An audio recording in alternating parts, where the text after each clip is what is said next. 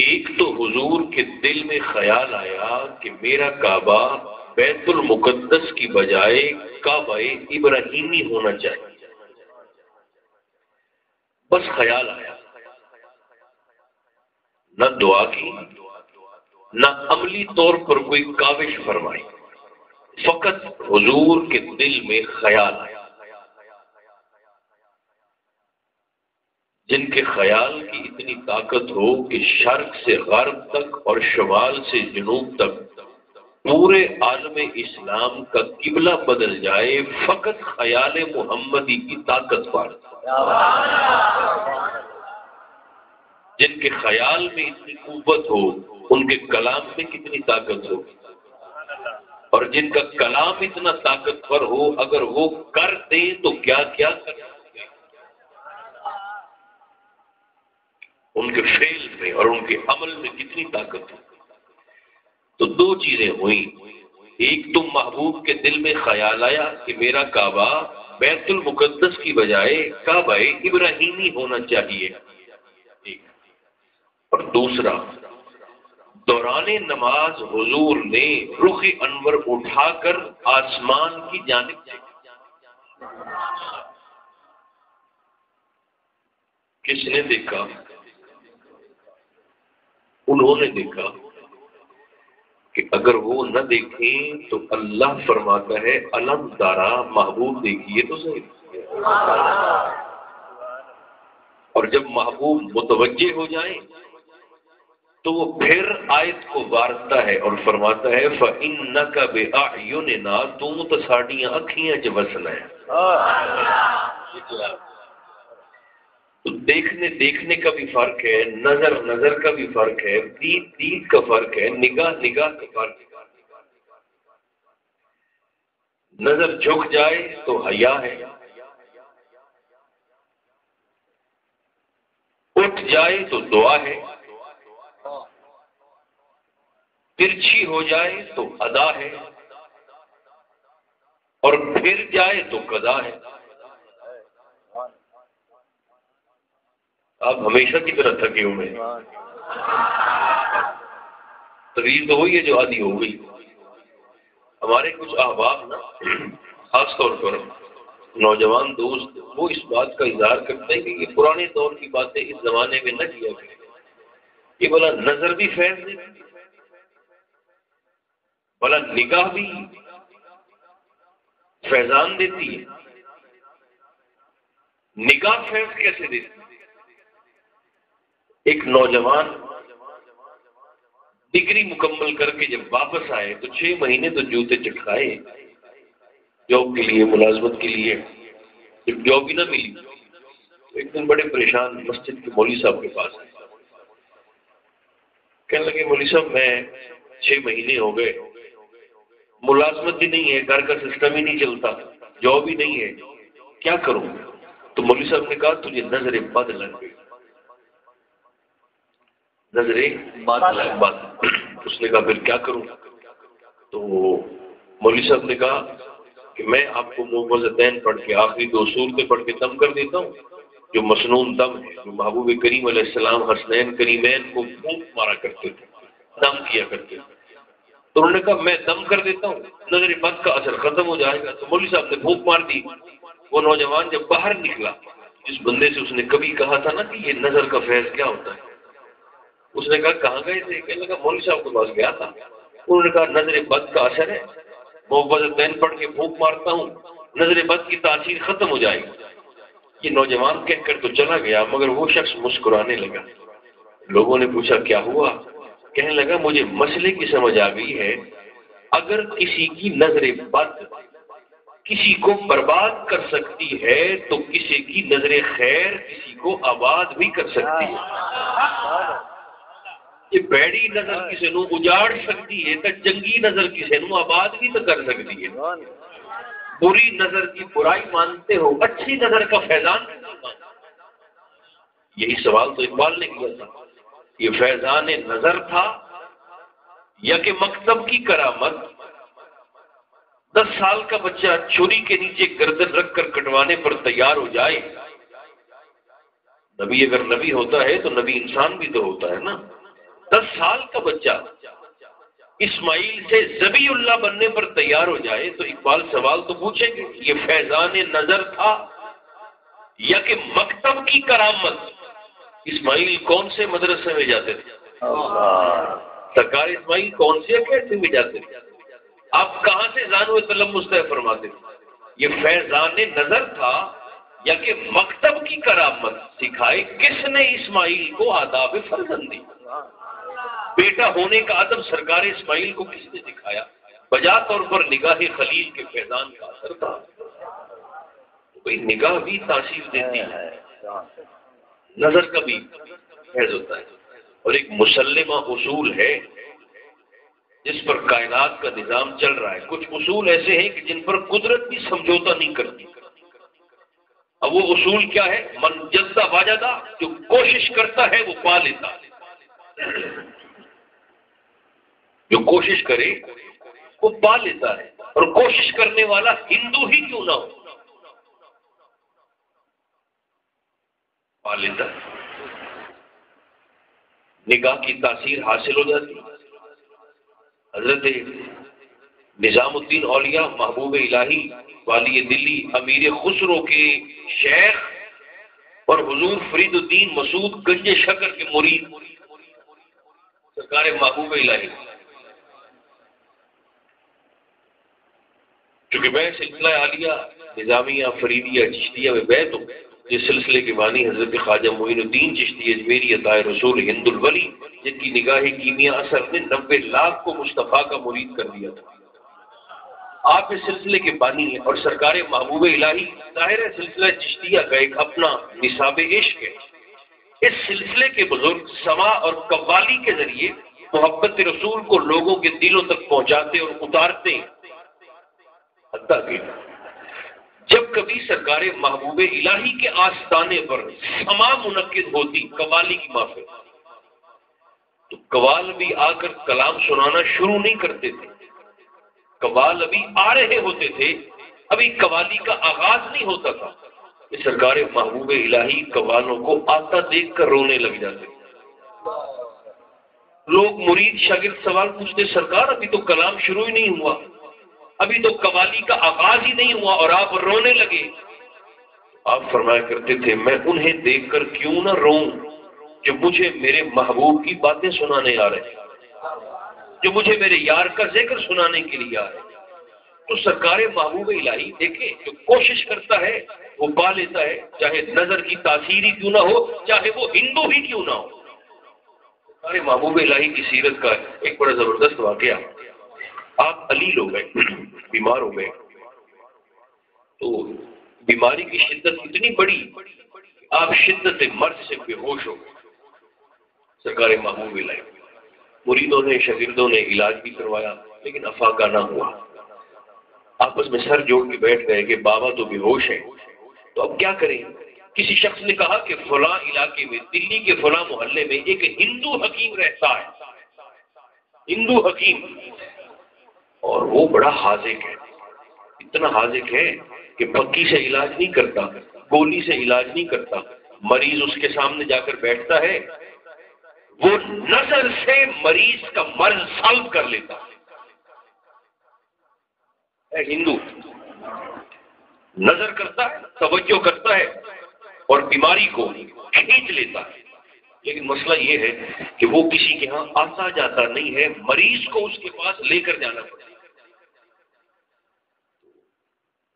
مریدین نے آپس میں مشورہ کیا کہ آپ سے تو ہم اجازت لے نہیں سکتے کیونکہ آپ تو بے ہوش ہیں، پھر آپ کو لے جاتے، آپ کو بستر پر چارپائی پہ لٹایا، اٹھا کے لے گئے اس ہندو حکیم کے پاس اور کہنے لگے یہ ہمارے بابا ہیں، تو آپ ذرا انہیں دیکھیے اپنے انداز سے۔ آپ چارپائی پر لیٹے تھے، اس ہندو حکیم نے توجہ جو فرمائی نا، جو اس کا طریقہ تھا، اس نے توجہ جو کی تو واقعی ایسا ہوا، نگاہ کی تو آپ کے مرض کو اس نے سلب کیا، بے ہوشی ختم ہوئی، آپ چارپائی پہ اٹھ کے بیٹھ گئے۔ لوگوں نے کہا حضور یہ وہی بندہ ہے جو نظر سے بیماری کھینچ لیتا۔ سرکار محبوب الہی فرمانے لگے، کیا واقعی آپ ایسے ہی علاج کرتے ہیں؟ ہندو حکیم نے کہا آپ دیکھ لیں، آپ آئے تھے تو کیسے تھے، اب کیسے؟ نظام الدین فرمانے لگے یہ خاصیت آپ کو کیسے ملی؟ مرض کھینچنے والی یہ کمال اور یہ ملکہ آپ کو کیسے حاصل ہوا؟ تو وہ ہندو کہنے لگا کہ میں نے ساری زندگی اپنے نفس کی مخالفت کی، یہ جو کہتا ہے میں اس کے برعکس کرتا ہوں، جو کہتا ہے میں اس کے الٹ کرتا ہوں۔ آپ نے اسے پکا کیا، فرمایا واقعی تو ساری زندگی اس کی مخالفت کرتا رہا ہے؟ اس نے کہا جی بالکل میں نے اپنے نفس کی مخالفت کی، یہ جو کہتا ہے میں اس کے بالکل برعکس کرتا ہوں۔ تو محبوب الہی نے بڑے اطمینان سے فرمایا اگر ساری زندگی آپ نے اپنے نفس کی مخالفت کی ہے تو آج ذرا یہ کول پوچھ خاں بھی میں کلمہ پڑھنا چاہنا تو یہ تینوں کی آتا ہے خبر آ ذرا پوچھو اس سے۔ اس نے نا ایسے توجہ کی اپنے طبیعت کی طرف اندر اور پوچھتا ہے کہ میں کلمہ پڑھ لوں؟ تو وہ تو چیخ پڑا، اس نے کہا نا یہ کیا کرنے لگے ہو، کلمہ نہیں پڑھنا۔ جب اندر سے شدت سے انکار ہوا، اس نے ایسے چہرہ اٹھا کر دیکھا محبوب الہی نے، آپ فرمایا کیا اندر ہے؟ اس نے کہا سرکار ہو تو نہیں منتا۔ اچھا آپ کو پھر غصہ نہیں آیا؟ آپ نے بڑے اطمینان سے اور ٹھنڈی طبیعت سے فرمایا تیری مرضی کی گل ہے، جی تو اج تھی مخالفت کی تے اج نہ کرے تو تیرا آدھا ریکارڈ خراب ہوتا ہے، تیری اپنی نظر کی تاثیر ضائع ہوگی، میں تو کچھ نہیں کر سکتا۔ اس نے کہا پھر کیا کروں؟ آپ نے فرمایا پھر آج بھی مخالفت کر تاکہ نگاہ کی تاثیر برقرار رہے، جو کہتا ہے آج بھی اس کے برعکس کرو۔ اس نے کہا کیسے؟ فرمایا یہ منع کرتا ہے تو کلمہ پڑھ۔ بات تو آپ کی ٹھیک ہے، تو کلمہ کیسے پڑھوں؟ فرمایا میں پڑھاتا ہوں۔ آپ نے پڑھایا اسے کلمہ شریف، صرف اسی کو نہیں، جتنے اس کے عقیدت مند قریب قریب بیٹھے تھے سب نے کلمہ پڑھا۔ جب کلمہ شریف پڑھ لیا تو محبوب الہی نے مسکرا کر ایک بات ارشاد فرمائی، سناؤں گا تب جب سارے آپ زور سے زبانیں کھول کر کہیں گے سبحان اللہ۔ کلمہ پڑھا لیا نا سب کو، تو سرکار نظام الدین پاک فرمانے لگے فقیر کے پاس کوئی آ جائے تو وہ فیض سے محروم نہیں رہتا۔ یہ کیسے ممکن تھا کہ فقیر تیرے پاس چل کے آیا ہے اور تو فیض ایمان سے محروم رہ جاتا؟ پیاسا کنویں کے پاس آ جائے تو وہ پیاسا نہیں رہتا۔ فرمایا یہ کیسے ممکن تھا کہ تیرے کو تو خواہ آپ لوٹتے آ گیا؟ کیا کرے؟ اس لمحے لوگوں کو سمجھ آئی کہ سرکار محبوب الہی کی بیماری اور بے ہوشی میں حکمت کیا تھی۔ بہرحال یاد رکھیں ایک اصول ہے من جدہ وجدہ، جو کوشش کرتا ہے وہ پا لیتا ہے۔ اگر کل تم ایسے بیٹھے ہو کاکا بیٹھ جاؤ میرے بچہ بیٹھ شاباش بیٹھ، کل آپ اس وقت بڑے مزے سے اپنے اپنے بستر پہ کوئی موبائل یوز کر رہا تھا، کوئی اس وقت تو خیر کچھ لوگ سو بھی رہے ہوں گے، بڑے مزے سے بیٹھے تھے اور اپنے اپنے گھروں میں۔ اج تو آج مسیحی زمین پہ بہ گئے ہو تو آخر کسی نے تو لب بنا ہی ہونا۔ میرے لیے تو آپ آئے نہیں، نہ میں آپ کے لیے آیا ہوں، تو کسی نہ کسی کو تو ڈھونڈنے ہم آئے ہیں نا، پیر صاحب کے زیر سایہ کسی نہ کسی کی تو تلاش میں ہم آئے ہیں نا۔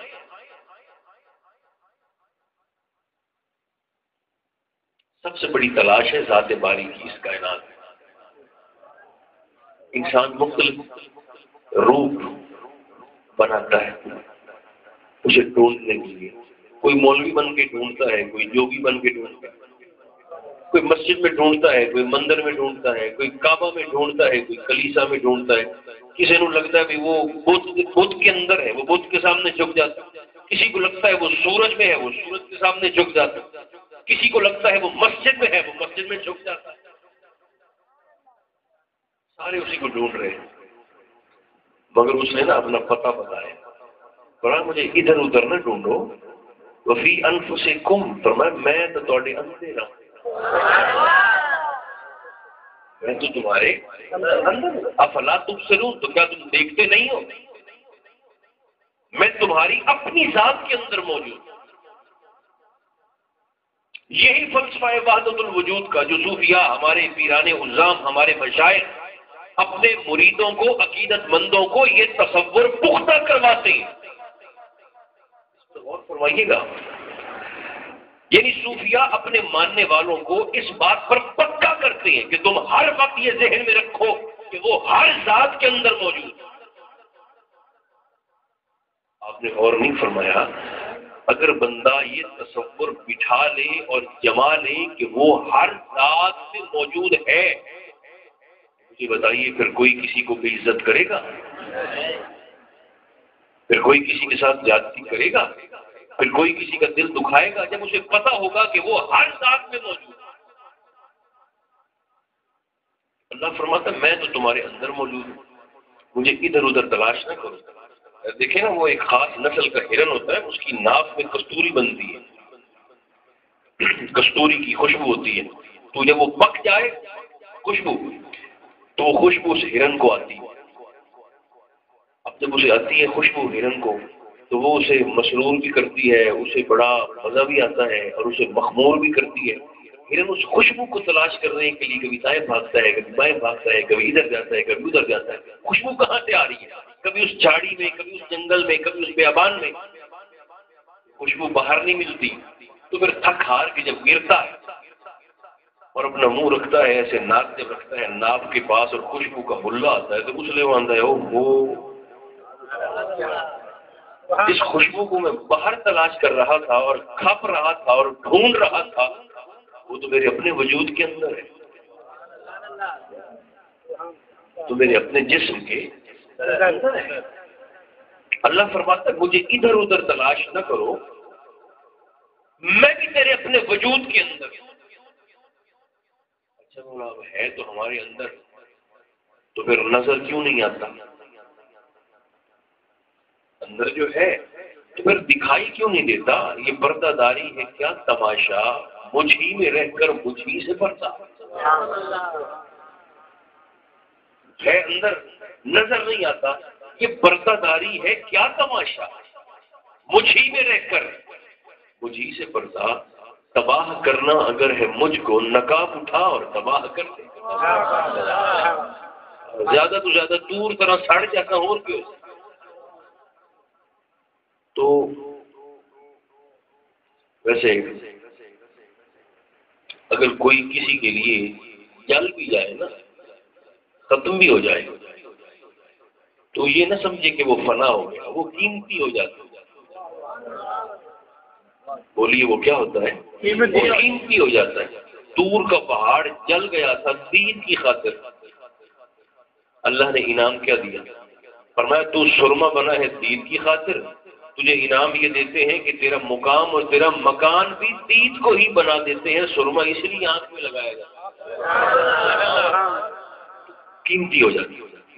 کوئی کسی کا ہو جائے اور اسی کی محبت میں فنا ہو جائے، وہ اصل میں فنا نہیں ہوتا، وہ اصل میں قیمتی ہو جاتا ہے. بہرحال یاد رکھیے ہے اندر مگر نظر نہیں آتا. اب ہمارے صوفیہ ایک مثال دیتے ہیں، وہ فرماتے ہیں کہ یہ بھی اصول کائنات ہے کہ جو چیز غایت قربت پہ پہنچ جائے، اتنی قریب ہو جائے کہ سارے پردے ختم ہو جائے، اٹھ جائے، وہ سر کی آنکھ سے نظر نہیں آتی. میں دوبارہ کہتا ہوں، جو چیز قربت کی انتہا پہ پہنچ جائے، اتنا قریب کے سارے فاصلے ختم ہو جائے، وہ پھر سر کی آنکھ سے نظر نہیں. آپ سرمے دانی سے سرما نکال کے ہتھیلی پہ رکھیں اور ہتھیلی یوں سامنے کریں تو سرما نظر آئے گا. ہتھیلی تھوڑی اور قریب کر لیں تو بھی سرما آئے گا. چلے تھوڑا اور یہاں پہ لے آئیں تو بھی سرما نظر آئے گا. آپ اس سرمے کو ایسے سرائی میں لگا کے اپنی آنکھوں میں لگا لیں، لو اب وہ سرما آپ کی آنکھ کو نظر نہیں آتی. سرما آنکھ کو نظر، عقل کہتی ہے کہ اب تو آنکھ کے اندر آ گیا تو اب تو اس کو بالکل کرسٹل کلیئر نظر آنا چاہیے. تو ہم نظر کیوں نہیں آتا؟ وہ اس لیے نہیں آتا کہ وہ قربت کی انتہا پہ پہنچ یک جان ہو گیا. اب جس نے سرما لگایا ہے کہ وہ دل کرے بھی میں ویکھاں تے صحیح سرما مینوں کیوں جا لگتا ہے. تو اپنا آپ دیکھنے کے لیے اسی کسی آئینے کے سامنے جانا پڑے، آئینے کے سامنے جانا پڑے. اللہ بھی وحدت کی تنہائیوں میں اکیلا تھا، وحدت کی تنہائیوں میں، بولیے نا جو بول سکتے ہیں، وحدت کی تنہائیوں میں اکیلا تھا. کہ سونا تو وہ ہے نا، حسن کا خالق کیوں ہوا تو پھر خود کتنا حسین ہوگا. اکیلا تھا، اس کی مشیت کا بھی ارادہ بنا کہ میں جو اتنا سونا تو کوئی تو ہو جو ہمیں دیکھ کر بتائے کہ ہم کیسے لگ رہے ہیں. پھر اس نے اپنے ہی انوار پر توجہ کر کے ایک مرعت الرحمان کو خالی ایک اپنا شیشہ اس نے بنایا، اپنا شیشہ، اور اس شیشے کو نور محمدی کہا جاتا ہے صلی اللہ علیہ وسلم. نور محمد علیہ السلام کہا جاتا ہے. اب جب کوئی شیشہ بن گیا، ہمارا مسئلہ پتہ کیا ہے؟ لوگ سمجھتے ہیں اب تو خیر یہ عقیدہ اپنی موت آپ مر گیا، اب تو اس پر بات کرنا ہی وقت ضائع کرنے کے مترادف ہے. لیکن بندے نو ایک عادت ہے نا، انہیں دیکھو جی انہوں نے بھی ہاتھ تھے، ساڈے بھی ہاتھ تھے. یہ اولاد رسول یا آل رسول یا سید کی کوئی رائل فیملی ہے، شاہی خاندان ہے، ان کی بھی اولادیں ہیں، ہماری بھی اولادیں ہیں، ان کے بھی بیوی بچے، ہمارے بھی خاندان بیوی بچے. ہمارے لیے دست کیا ہے؟ ان کے میٹیریل پہ نظر نہیں رکھنی، ان کی نسبت پہ نظر رکھنی، ان کے مادے کو نہیں دیکھنا، اس شے سے بنے ہیں، اس شے سے بنے ہیں، اس شے، ان کی نسبت پہ نظر رکھنی. ورنہ اس کائنات میں سب سے پہلے جس نے میٹیریل پر نظر رکھی اس نے تو باقاعدہ اللہ سے مناظرہ کیا تھا. اگر تھکے نہ ہو تو میں سنا دیتا ہوں آپ کو جلدی. یاد رکھیے ابلیس سجدہ عبادت کا قائل تھا، سجدہ اطاعت کا قائل نہیں. عبادت نو دا بندہ کہ مولا آپ کو سجدہ کروا 6 کروڑ سال پہلے بھی کیے ہیں، پھر بھی کرتا رہوں گا، لیکن اس آدم کو میں نہیں کرتا.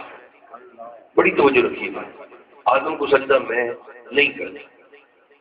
اور میں کیوں نہیں کرتا؟ اب ذرا اس کی دلیل سنی. اس نے باقاعدہ مناظرہ کیا، باقاعدہ ڈیبیٹ کی، باقاعدہ دلائل دی. کہنے لگا مولا اس کا میٹیریل دیکھ اور میرا میٹیریل دیکھ. اللہ، مجھے آگ سے بنا دیا ہے، اسے خاک سے بنا دیا ہے، میں ناری یہ خاکی، میں اعلیٰ یہ ادنا. تو کیسا عادل ہے، اعلیٰ کو ادنا کے سامنے جھکانا چاہتا ہے. اس لیے اس میٹیریل کی گل کی تھی نا، اللہ 3 وڈیاں وڈیاں سزاواں دیتی، ایڈیاں وڈیاں کہ نہ اس سے پہلے کسی کو ملی، نہ اس کے بعد قیامت تک کسی اور کو ملیں گی. بتا دوں اگر اجازت ہے. 3 بڑی بڑی سزائیں ابلیس کو. پہلے وقتوں میں تو عزازیل تھا، اب وہ ابلیس بن رہا ہے. اور میں اچھا تیری نظر اس کے میٹیریل پر ہے. 3 سزائیں دی. پہلی سزا تو میں فخرج منہا، ہمیشہ کے لیے میری جنت سے نکل جاؤ. جنت سے خروج 6 مہینے کے لیے نہیں، سال کے لیے نہیں، صبح قیامت تک کے لیے نہیں، ہمیشہ کے لیے داخلہ بند. ایک کتنی بڑی سزا ہے. دوسری سزا انک رجیم. رجیم کا معنی لعنتی نہیں ہوتا. رجیم کیا ہے؟ رجیم کا معنی یہ ہے، فرمایا میری مخلوق آئے گی قیامت تک، وہ گناہ کریں گے، میں توبہ کی توفیق دوں گا، وہ توبہ کریں گے، میں ان کی توبہ قبول کروں گا. تو ہے رجیم. کیا مانا؟ فرمایا تو توبہ کرے بھی تو تیری توبہ قبول نہیں کروں. باب توبہ بند کر، توبہ کا دروازہ بند. دوسری سزا. اور تیسری لعنت،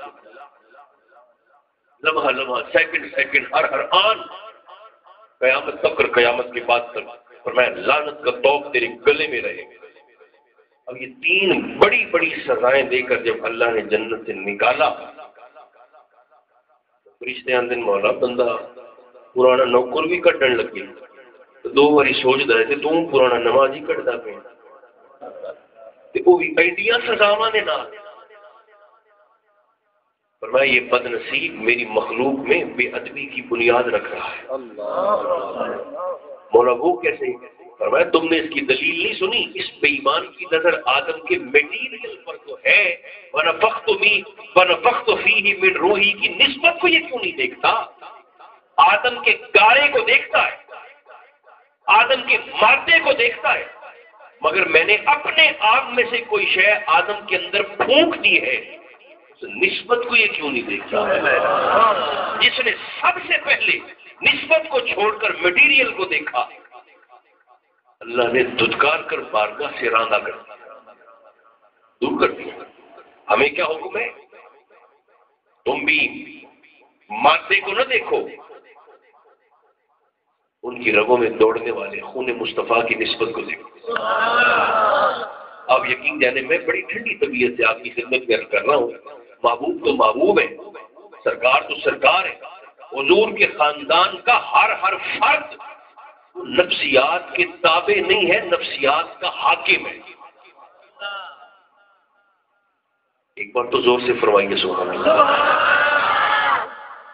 پورا خاندان محبوب کریم علیہ الصلوۃ والتسلیم، سرکار کی پوری فیملی، حضور کے پورے اہل، وہ نفسیات کے تابع نہیں ہے، نفسیات کے حاکم.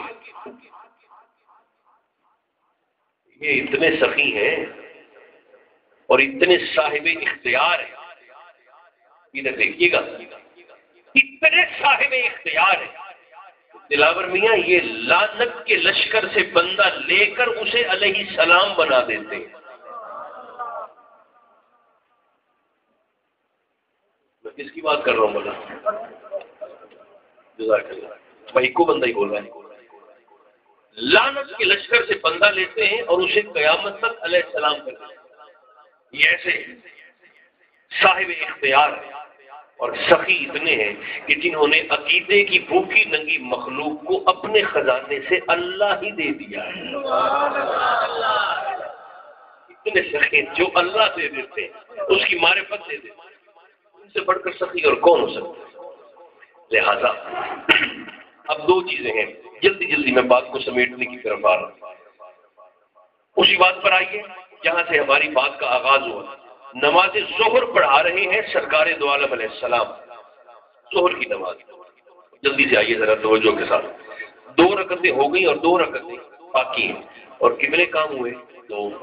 ایک تو محبوب کے دل میں خیال آیا کہ میرا کعبہ یہ نہیں، یہ ہونا چاہیے. اور دوسرا سرکار نے آسمان کی جانب رخ انور اٹھا کر دیکھا. اگر میں یوں کہہ دوں تو میرا خیال ہے کہ زیادہ بہتر انداز میں یہ بات ہو جائے گی. اس آیت میں بھی انہی 2 چیزوں کا ذکر ہے، ایک خیال مصطفیٰ، دوسرا ادائے مصطفیٰ. حضور کا خیال اور حضور کی ادا. یہ ادا ہی ہوتی ہے کہ جو کہیں نہ کہیں لے جاتی ہے. یہ ادا ہی تھی جس نے کنیز نور جہاں کو ملکہ نور جہاں بنا دیا. میں ملکہ ترنم کی بات نہیں کر رہا. ویسے تو ملکہ ترنم کو بھی ایسی موت آئی ہے جو بڑے بڑے فقیروں کو نہیں آئی. 27ویں رمضان کو بھی اس کی حکمت ہے، وہ مالک ہے، بہتر جانتا ہے. بہرحال ہمیں تو کلام کی اجازت بھی نہیں ہے.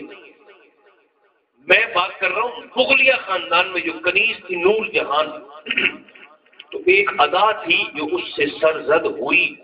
اس ادا نے بادشاہ کو اچھی لگی وہ ادا، اس نے کنیزوں کے علاقے سے اٹھا کر محل کی ملکہ بنا دی.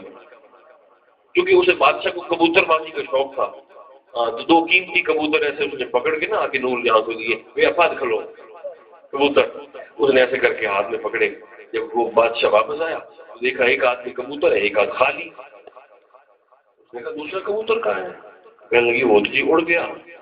اس نے کہا کیسے اڑ گیا؟ اس نے ہاتھ سے دوسرا بھی اڑا کے کہا ایسے ہو. اب ہے تو یہ ادا. یہ ادا بادشاہ کو اتنی پسند آئی اور وہ اتنا ہنسا کہ اس نے کنیز کو اٹھا کر ملکہ بنا دیا۔ تو جب بھی یعنی اس طرح کی محافل میں اور اس طرح کے سرکار کے ذکر کے حلقات میں حاضری ہو تو اس ارادے، اس دعا، اس کوشش کے ساتھ جائیں، میں بھی اور آپ بھی، کہ ہم سے کوئی ادا ایسی سرزد ہو جائے جو نگاہ یار میں پسند تو دیکھو نا گال تدا لگی ہے کہ نہیں؟ ہاں گل دا کہ دا وہ ہے جڑا حضرت باقی اللہ دے دائیں دا لگا، میرے خیال سو گئے ہو سارے حضرت باقی اللہ۔ ویسے یہ جو لقب ہے نا حضرت باقی اللہ، یہ اب تو بہت سارے فقیر استعمال فرماتے ہیں یعنی اپنے اپنے القابات میں، مگر جو اصل شخصیت ہے حضرت معید الدین جو انڈیا میں بھارت میں آپ کا آستانہ ہے، یہ بات میں سنا دوں اگر اجازت ہو، یعنی حضرت باقی اللہ نے دائیں ادا کیوں لگا؟ دایا سمجھتے ہیں جو تندور کی روٹیاں بناتا ہے، خدمت کرتا ہے۔ آپ کے حضرت باقی باللہ سرکار معید الدین رحمۃ اللہ تعالی علیہ، یہی وقت تھا رات کا، تو آپ کے خانقاہ پر ایک شخص آ گیا مسافر تھا، تو کہنے لگا حضور میں نے شب بسری کرنی ہے، رات گزارنی ہے، مجھے بستر بھی نہیں، کھانا بھی نہیں۔ اچھا شادی لکھتے ہیں کہ جو خانقاہ ہوگی نا، خانقاہ آستانہ، وہاں تین چیزیں ضرور ہوگی، ایک مسجد، ایک مدرسہ اور ایک لنگر۔ ان تینوں میں سے کوئی ایک چیز بھی مس ہو جائے، وہ ڈیرا ہو سکتا ہے، بیٹھک ہو سکتی ہے، ڈرائنگ روم ہو سکتا ہے، وہ آستانہ نہیں، خانقاہ نہیں۔ خانقاہ سے ضروری ہے مسجد بھی ہوئے، درس بھی ہوئے، لنگر۔ اچھا لنگر کا معنی یہ نہیں ہے کہ کوئی بیچارہ اگر آ کر کہے کہ میں بھوکا ہوں مجھے لنگر دیں، تو آستانے والا کہ وہ ایویں تو آدھا گھنٹہ لیٹ ہو گئی ہے، کوئی پونا گھنٹہ پہلے آویں تو لنگر تو چل گیا، یہ نہیں ہے۔ یعنی آئینے خانقاہ پر یہ لازم ہے کہ آنے والا جب بھی آیا ہے جو میسر ہو تھال میں ڈال کر اس کے سامنے رکھ دیا۔ تو وہ آیا رات کا وقت اور اس نے کہا سرکار مجھے بستر دیں، کوئی چارپائی دیں، کھانا بھی دیں۔ تو آپ نے فرمایا پھر تو آدھی رات کو آیا ہے تو ابھی اندر تو کھانا نہیں ہے۔ آپ نے خادم سے فرمایا کہ جو ہمارے مدرسے کے سامنے تندورچی ہے جو خدمت کرتا ہے یعنی جو روٹیاں بناتا ہے، تو اس سے جا کے کھانا لاؤ اور اسے کھلا دو۔ وہ گیا وہاں سے کھانا لایا، اسے کھلا دیا، رات سو گیا۔ اگلے دن جب سرکار باقی باللہ کی حضرت معید الدین کی جب بیٹھک لگی تو لوگ کچھ زیارت کرنے آئے، کچھ مسائل پوچھنے آئے، کچھ تعویذ کروانے، کچھ دم کروانے، تو وہ تندورچی بھی اپنا بل وصول کرنے آ گیا۔ 30 سال سے خدمت کرتا تھا تو وہ بھی اپنا بل لینے کے لیے آ گئے۔ لوگ آتے گئے چلتے گئے، زیارت کر کے آتے گئے، چلتے چلتے اس تندورچی کی باری بھی آئی دی اور وہ دا لگتا پہ سرکار باقی باللہ کی زبان پاک سے نکل گیا، ہاں دایا مانگ لے جو مانگنا ہی۔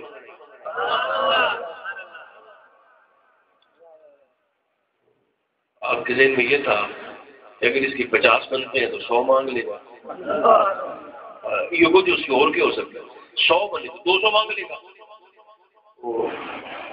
آپ نے فرمایا ہاں دایا مانگ لے جو مانگنا ہے۔ اچھا اور وہ تو لگتا تو ہے، وہ ذرا پیروں کا پکا اس نے ہاتھ باندھ کے کیا اچھا حضور پھر جو مانگوں گا مل جائے گا؟ آپ نے فرمایا ہاں ہاں جو مانگو گے مل جائے گا۔ اس نے کہا سرکار پھر اگر دینا چاہتے ہیں نا تو اپنے جیسا باقی باللہ بنا دیں، اپنے جیسا بنا۔ ساقی میرا ایک کام کر، میں خانہ میرے نام کا، یعنی ساغر اور پیمانہ اور جام اور جگ اور گلاس کی تو کہانی ختم ہے نا۔ ساقی میرا ایک کام کر تو پورا میں خانہ ہی میرے نام کا۔ اس کا میں آگ ورگا بڑھاؤ، بارش نہیں ہوتا، بارش یہ لوہے کو لگ جائے تو لوہے کو سونا کر دیتا ہے، کمال نہیں؟ بارش لوہے کو لگ جائے تو لوہے کو سونا کر دیتا ہے، اتنی بڑی بات ہے۔ مگر ایک خرابی اس کے اندر بھی ہے، یہ لوہے کو سونا بنا سکتا ہے، لوہے کو اپنے جیسا پارس نہیں بنا سکتا۔ سونا تو بنا سکتا ہے، اپنے جیسا پارس نہیں بنا سکتا۔ اس نے کہا حضور مجھے اپنے جیسا باقی بلا بنا۔ آپ بڑا مسکرائے، مسکراتے فرمائیں تیرا بانڈا چھوٹا ہے تے خرید گڑی منگ بیٹھا ہے، سر تنگ ہے، دامن تنگ ہے، اور خیرات اتنی مانگ لی۔ وہی دھن کا وقت کہ سرکار جی میرا بانڈا کھلا ہوا تو مینوں باہروں کوئی خیرات نہ دے دیا۔ پھر آپ کا کمال کیا ہوا؟ آپ کا کمال تو یہ ہے کہ تنگ دامنی کے باوجود مجھے میری خیرات کا پورا پورا حصہ عطا فرمائی۔ آپ کریم ہے، آپ نے فرمایا جو مانگ رہا ہے مانگ رہا ہے۔ جب آپ نے اس کا ارادہ دیکھا، ظاہر ہے مشیت الہیہ بھی تھی، اور اسی طرح سے آپ کو حکم بھی تھا۔ آپ نے فرمایا اچھا پھر قریب ہو جاؤ۔ جب قریب کیا اور سینے سے لگایا، وہی نظر کا فیض، نگاہ اور توجہ ایسی فرمائی کہ اسے باقی بلا تو بنا ہی دیا، مگر نظر میں اتنی طاقت اور تاثیر پیدا کر دی بارش کی طرح کہ وہ جسے دیکھتا تھا توجہ سے باقی بلا بنا دیتا۔ سونا نہیں بنایا، بارش بنا اپنے جیسا بنا دیا۔ اس لیے اس ارادے کے ساتھ، اس ادا کے ساتھ، اس کوشش کے ساتھ ہو کہ ہم سے بھی کوئی ایسی چیز سرزد ہو جائے جس سے محبوب متوجہ ہو جائے۔ تو یہ سرکار کی ادا تھی۔ حضور نے آسمان کی جانب دیکھا۔ اچھا اب آخری جملے کہنے لگا، جیسے ہی محبوب نے دیکھا اللہ نے آیت واری کیا؟ اللہ فرماتا ہے قد نرا، محبوب آپ کا رخ انور اٹھا کر آسمان کو دیکھنا، بے شک ہم نے دیکھ لیا، بے شک ہم نے دیکھ لیا۔ اچھا اب دیکھ لیا تو پھر کیا ہوا؟ فَلَنُوَلِّيَنَّكَ، یہ لفظ اتنا وزنی ہے کہ میں تو اس کی وضاحت بھی آپ کی خدمت میں نہیں کر سکتا۔ فا تاکید، لا تاکید، نولی پھر لام تاکید، ینا نون سکیلا پھر تاکید، اتنی تاکیدیں کسی ایک لفظ پہ جمع فرمائی۔ مانا کیا بنا؟ بس، البتہ، ضرور ضرور ضرور ہم پھیر دیں گے۔ اسے ایک لفظ کی طاقت دیکھیں، بس، البتہ، ضرور ضرور ضرور ہم پھیر دیں گے آپ کا قبلہ۔ کس طرف؟ کعبہ ابراہیمی کی طرف۔ اور فرمائیے گا اللہ نے تحویل قبلہ کو شام سے نہیں جوڑا، رضائے مصطفیٰ سے جوڑا۔ ادھر پھیریں گے جدھر آپ کی رضا ہو۔ میں کہا آخری باری جا کے بول لو، لیکن اگر سمت سے جوڑتے، پروردگار عالم سمت سے جوڑتا تو پھر تو بات ڈن ہو جاتی نا، طے ہو جاتی، اور ایک چیز محدود ہو جاتی کہ ٹھیک ہے آپ کا کعبہ اسی طرف۔ اگرچہ حضور کا ارادہ بھی یہی تھا کہ میرا کعبہ ادھر کو بنے، لیکن نہیں، اللہ نے رضائے محبوب سے جوڑا کہ جدھر آپ کی رضا ہوگی ادھر آپ کا کعبہ پھیر دیں گے۔ کیوں؟ بیٹے بیٹھ جائیں، پھر بیٹھ جائیں۔ کیوں بھائی؟ اس لیے اس کی مشیت نے سوچا کہ آج میرے یار کا دل کرنا پیا بھی کعبہ ایس پاسے ہوئے، ہو سکتا ہے سال بعد کسی اور پاسے کرن لگ جائے، تو میں شخص سے نہ جوڑوں، میں محبوب کی رضا سے جوڑ دیتا ہوں کہ محبوب جدھر جدھر آپ کی رضا ہوگی آپ چہرہ پھیرے، رب کعبہ نہ پھیرے، محمد اپنا خدا نہ کہے، آپ کی رضا سے جوڑ دیں۔ اچھا اور ایک گل یاد رکھو کہ کوئی کسی پہ احسان کرے نا تو وہ احسان کو یاد رکھنا چاہیے،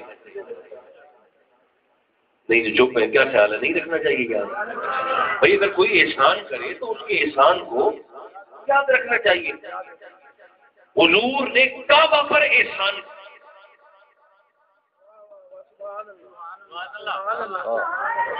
بڑے تھکے ہو جلوس دے، سرکار نے نہیں دیکھے نا کعبہ پر حضور نے احسان کیا کہ نہیں کیا؟ میں یوں آپ کی خدمت درج کر سکتا ہوں، جس سب سے حضور نے رخ انور پھیرا اس طرف پلٹ کر پھر ایک سجدہ نہیں ہوا.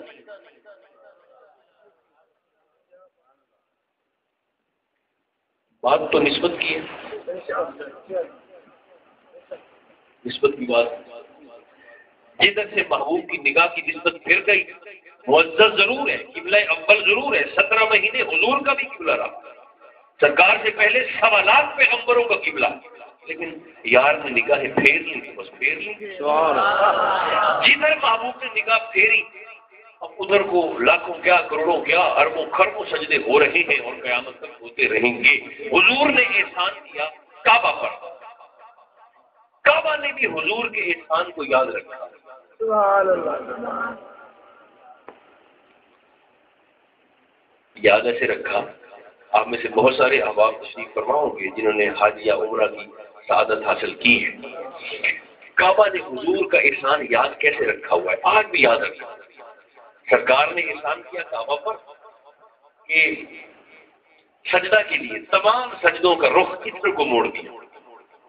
اب کعبہ نے احسان محبوب کا کیسے یاد رکھا. اللہ تعالیٰ نے مینو لے جائے رمضان مکے احرام کی حالت میں طواف کرتے کرتے شہروں میں ٹریفک سگنل ہوتے ہیں، لال بتی پھر پیلی پھر ہری.